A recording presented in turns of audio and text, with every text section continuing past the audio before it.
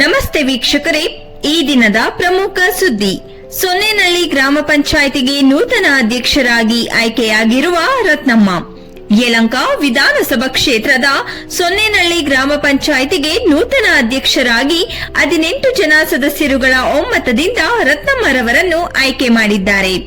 ಇದೇ ಸಂದರ್ಭದಲ್ಲಿ ಸುದ್ದಿಗಾರರೊಂದಿಗೆ ಮಾತನಾಡಿದ ಅಧ್ಯಕ್ಷೆ ರತ್ನಮ್ಮ, ಮೊದಲಿಗೆ ಜನಪ್ರಿಯ ಶಾಸಕರಾದ ಎಸ್ಆರ್ ವಿಶ್ವನಾಥ್ ಅವರಿಗೆ ಅಭಿನಂದನೆಗಳನ್ನು ತಿಳಿಸುತ್ತೇನೆ ಹಾಗೂ ಅಭಿವೃದ್ಧಿ ಕಡೆಗೆ ಹೆಚ್ಚು ಗಮನ ವಹಿಸುತ್ತೇನೆ ಎಂದರು. ನನ್ನನ್ನು ಆಯ್ಕೆ ಮಾಡಿದ್ದ ಸರ್ವ ಸದಸ್ಯರುಗಳಾದ ರಮ್ಯಾ ಎಚ್ಎಸ್, ಉಪಾಧ್ಯಕ್ಷರು ಜಗದೀಶ್ ಎಚ್ಎಸ್, ನಾಗೇಶ್, ಗಂಗಮ್ಮ, ರಾಜಣ್ಣ, ಅನುಸೂಯಮ್ಮ, ಸಂಪತ್ ಕುಮಾರ್ ಹಾಗೂ ಇನ್ನು ಮುಂತಾದವರು ಮತ್ತು ಪಂಚಾಯಿತಿ ಸಿಬ್ಬಂದಿ ವರ್ಗದವರಿಗೂ ಹಾಗೂ ಎಲ್ಲಾ ಬಿಜೆಪಿ ಮುಖಂಡರಿಗಳಿಗೂ ಹಾಗೂ ಗ್ರಾಮಸ್ಥರಿಗೂ ನನ್ನ ಹೃದಯಪೂರ್ವಕ ವಂದನೆಗಳನ್ನು ತಿಳಿಸುತ್ತೇನೆ ಎಂದರು.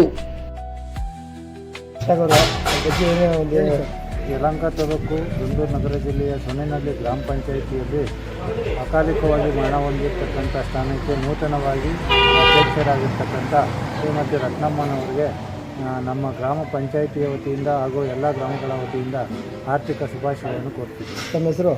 ಗೋಪಾಲ್ ಅಂದ್ಬಿಟ್ಟು ಗ್ರಾಮ ಪಂಚಾಯಿತಿ ಸದಸ್ಯರು ಅಂಗಡಿ. ಶಾಸಕರಿಗೂ ಎಲ್ಲರಿಗೂ ಧನ್ಯವಾದಗಳು. ಎಲ್ಲರಿಗೂ ನಮಸ್ಕಾರ.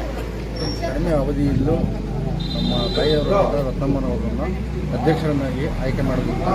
ನಮ್ಮ ಸೊನ್ನೆನಳ್ಳಿ ಗ್ರಾಮ ಪಂಚಾಯತಿ ಎಲ್ಲ ಸದಸ್ಯರಿಗೂ, ಎಲ್ಲ ಹಿರಿಯ ಮುಖಂಡರಿಗೂ ಹಾಗೂ ನಮ್ಮ ಶಾಸಕರಿಗೂ ತುಂಬುವುದು ಹೃದಯದ ಧನ್ಯವಾದ. ಸರ್, ಅವಿರೋಧ ಆಯ್ಕೆನ ಚುನಾವಣೆ ಇದೆ.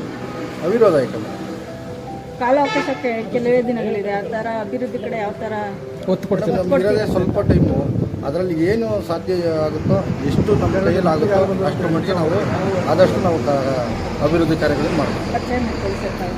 ಮುನ್ರಾಜು ಅಂತ ರತ್ನಮ್ಮ ಅವರ ಅಧ್ಯಕ್ಷ ಅವ್ರ ಮಗ.